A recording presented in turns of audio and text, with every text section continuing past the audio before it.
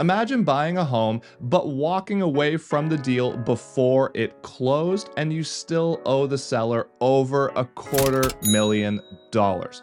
Well, in today's story, this Halifax homebuyer did exactly that. They walked away from a deal after the firm date for reasons that we'll talk about in this video, and this resulted in the seller taking legal action. So stay tuned as I unpack the details of this case and talk about what these implications were for this particular buyer. And yes, this is a true story. It did happen in Halifax. No, I was not involved in this deal in any way, shape, or form from a professional level, but this did go through the legal system and now the decision has been released. Now, just before I get into it, if you're new here, my name is Andrew Stephens, and I've been a realtor in Halifax for over 9.5 years. And if you want to be educated on the Halifax real estate market, then this is the channel for you. So hit that like button and hit that subscribe button. And if you want to book a call or a meeting with me to chat about real estate, you can do so anytime in the Calendly link below in my description at a time when it's convenient for you. Okay, now before I get into this story specifically, I think it's important to just review the process and how this works, because it's important that you understand this to really understand what happened in this story. So in general, as a home buyer, you're writing an offer for a particular property. Now, this offer would, generally speaking, have some conditions in there. Maybe it's lawyer review, maybe it's financing, maybe it's inspection, insurance confirmation, you're going to submit a deposit. So there's a bunch of different things that you're going to have as conditions in your deal, unless you go in with no conditions at all. So once you get an accepted offer, then you have a particular time frame to meet these conditions. And once these conditions are met, and this is also known as the condition date or the firm date, once these conditions are met, then it is a firm deal. And that's when you see it go to sold status on Viewpoint, for example, or on realtor.ca. Once it's sold, then you're in a legally binding contract to purchase that property and to close on that specific closing date. Now, if you walked away, let's say you did the inspection and you found something that you didn't like, so then you decide to kill the deal based on that before the condition date, this is completely different. You have the ability to do that. These deals are conditional on those conditions that you put in your offer, and you have up until the condition date to either firm the deal up or terminate based on those conditions in your agreement. So in this case, this deal was terminated after that condition period. So once the deal is firm or sold, then at that point, you're in a firm and binding legal contract to purchase that property and to close on that specific closing date. But what happens if you don't close and you can't close the deal? Well, this is a true story that happened in Halifax back in 2022 to give you an idea of what some of these implications could be as a buyer. A property was listed in Halifax in March of 2022. 4 days later, and after 6 offers, the top offer was $1,220,000, which was accepted. There were limited conditions on the agreement of purchase and sale, but one of them was a $10,000 deposit, which was due March 31st. On March 29th, the Nova Scotia government announced the additional deed transfer taxes and property taxes for buyers coming into town from out of province. And this sparked some concern for this particular buyer.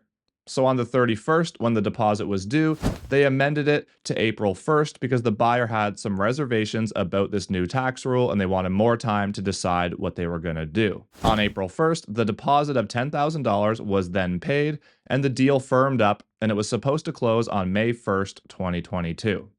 Now, it's important to note, while there were some conditions in the deal, there were no conditions regarding a financing approval or the fact that the buyer had a house to sell that was being sold on the other end of this in British Columbia, so these were really a non-factor to this particular agreement of purchase and sale. As the closing approached, the buyer's agent notified the seller's agent that the buyer would not be able to complete the transaction due to the new tax implications and due to the fact that they were unable to secure financing because the deal on their house that they owned in British Columbia was now terminating as well. So long story short, the property did not close, so the sellers relisted it to try to mitigate their damages, and they relisted it and sold with only one offer in May of 2022 for only $950,000, so a $270,000 difference in the price compared to the original offer, which was accepted and firmed up on April 1st.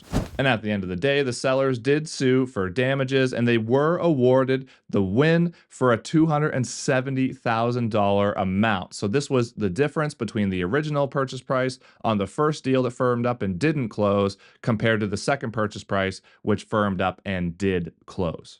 To be clear, this is not a situation that happens super often in the Halifax real estate market. To give you an idea, I've sold almost 500 houses in my career, and it's only happened twice to me. And both of these situations were just unfortunate, unforeseen things where a buyer lost their job between the firm date and the closing date, so they were unable to complete the transaction.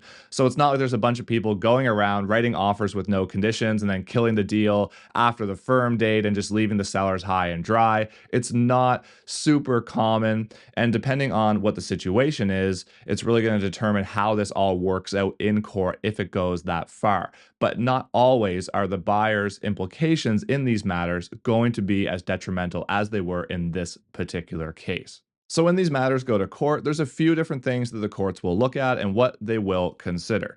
So number one, did the seller reasonably attempt to mitigate their losses? So in this case, the damages are the difference between that first high offer of 1.22 million versus the second offer that was only 950,000. So again, $270,000 were the damages to the seller in this particular case. In this particular case, they relisted the property very quickly once they realized the original buyer was not going to close. So in my opinion, yes, they did reasonably try to mitigate their losses. Another thing they look at is, was the contract breached? So was the agreement of purchase and sale breached? And in this case, yes, it would be, because the deal went firm. Then it's a firm and binding contract, and the buyer was unable to fulfill the contract by closing on the closing date, even though the seller was willing to close on that particular date. And the third thing they look at is there damages? So in some of these cases, let's say the seller turned around, listed it right away, and then sold it for the same amount or more. Well, there's not really going to be any damages for them to seek in court. But in this case, yes, the damages were astronomical at $270,000 between that original price and the eventual sale price when they put the house back on the market. Now let's move on and talk about some of the arguments that the buyer side made in court, because some of them are pretty interesting to me. So let's talk about it. So number one, they talked about the fact that these new tax implications brought in by the Nova Scotia government affected their ability to close on this deal. But the truth of the matter is, like I said in the timeline, they knew about these new tax implications before they firmed up this deal. But they firmed up the deal anyway. So again, once they firm up that deal, it's firm and binding, and then they're in a legal binding contract to purchase the property and to close on the agreed closing date. And the funnier part is, even without these taxes, this particular property, when they looked at it and broke it down in court, still wasn't cash flowing positively, even without those extra taxes added on. So really, even without that tax aspect added in there, it still wasn't a cash flowing property. So the court found that that really didn't matter because, again, they knew about it and they moved ahead with the deal anyway. They also argued that because the deal fell apart on their home in BC, they shouldn't be liable for this particular agreement of purchase and sale, which again is not the case. And the truth is, if they had this as a condition in their offer, then maybe this would work as a bit of a scapegoat. But the fact is, they had no financing condition and they had no condition at all in terms of selling their home in BC being a part of this particular agreement of purchase and sale in Halifax. They also argued, and to me, this is the funniest one, they argued that the seller purchased this property for only $700,000 9 months before this particular situation occurred. So because they had all this equity, they're saying there was no damages incurred. But the reality is, I would highly disagree with that, and the court did as well, because that aspect of how much the owners owed on the property and what they were making in terms of their equity had no bearing on this particular agreement of purchase and sale, and it really has no effect on this particular legal contract. So it's completely irrelevant to the situation at hand. Now, at the end of the day, the buyer was found to have breached the agreement of purchase and sale, and in turn, the seller had to relist the property and eventually took a lot lesser amount, which was found to be damages to the seller. So, again, of that $270,000, which was the difference between that original contract and the eventual agreement of purchase and sale when they sold for $950,000.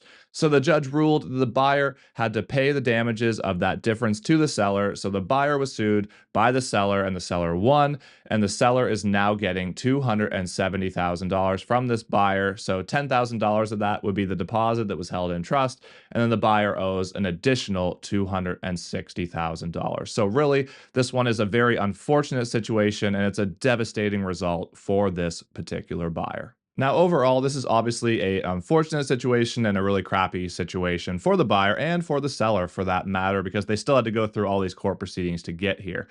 And the truth of the matter is, they did breach the agreement of purchase and sale. And I agree with this decision overall. And it's just unfortunate because the buyer did know about those tax implications and they did know they had a house to sell in BC, but they failed to put that in their agreement of purchase and sale. And because of this, now they owe a huge amount of money to these particular sellers. And on top of that, it's unfortunate purely based on the timing. This happened in April and then in May of 2022, which, if you remember, was when all the interest rate hikes were starting to come and the market was really starting to slow down. Plus, we were seeing a lot less buyers coming from out of province at that time because of some of these changes. And on top of that, with those new tax implications, this just added to it. So we had a really slow April and May, kind of leading into that point in 2022 because of what was happening with the overall market conditions in Halifax. So what could the buyer have done to alleviate this? Well, they could have had a financing clause in their contract and then killed the deal before the condition date. They could have had another clause that was conditional on the sale of their property in BC. That would have helped them out a lot. Or when these tax implications came into play, they could have just walked away from the deal at that particular point, and they probably would have been okay with no further action being taken because it would have been really hard for the seller to then prove they had damages when they never had a firm and binding contract to begin with. And again, it's unfortunate because although this stuff doesn't happen often, a lot of times when it does happen, it doesn't result in a huge amount of damages like it did in this particular case. So, for example, last year in 2023, I sold a home and then the buyer unfortunately lost their job in between the firm date and the closing. So, this was one of the two times that it's happened in my entire career, and I was representing the seller in this particular situation. So we listed the property again right away, and eventually we got an offer, and it was only slightly less. So we ended up keeping the buyer's deposit that we had already. So everybody signed off and then released everybody from any further legal action being taken. So in this case, yes, it did cost the buyer, I think it was a $5,000 or maybe a $10,000 deposit, but it's a lot less than it could have been, like in this particular case, showing $270,000 worth of damages. So yes, it does happen sometimes. It is unfortunate, but at the same time, it doesn't always result in a buyer getting sued for a huge amount of money. Sometimes there's just a very minimal loss in the grand scheme of things from the buyer side. So that's sort of a long-winded story to get this point across. I think a lot of times when people are buying and selling real estate, they lose sight of what's really happening. These are very complex deals. They're legally binding contracts. And if all is going smoothly, then it's great.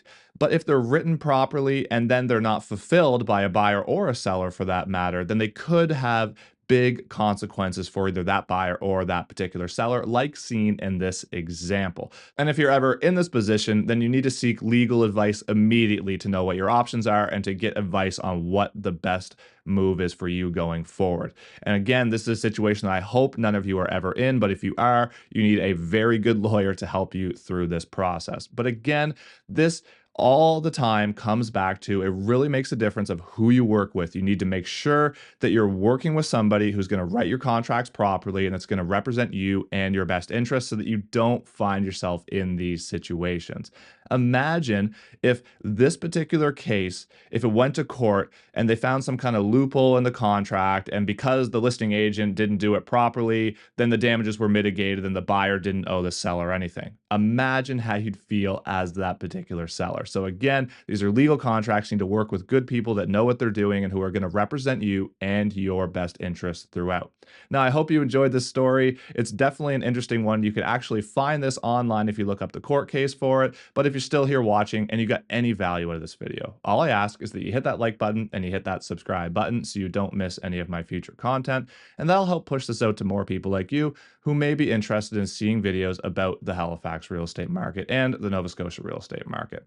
And until next time, thank you so much for watching. I really appreciate your support and have a great day.